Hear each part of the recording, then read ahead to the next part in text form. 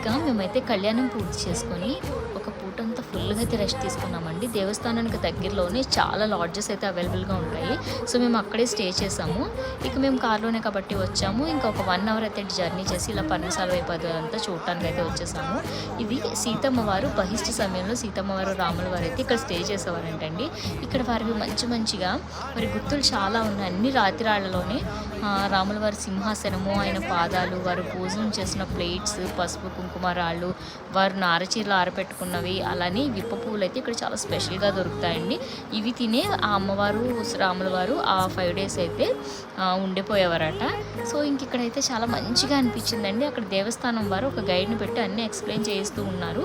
నాకైతే అనిపించింది చాలామంది రామాయణం అనేది ఒక కల్పితం అని అంటారు. ఒక స్టోరీని అయితే కల్పించగలరు కానీ ఇలాంటి గుర్తులను అయితే ఎవరు కల్పించలేరు కదా.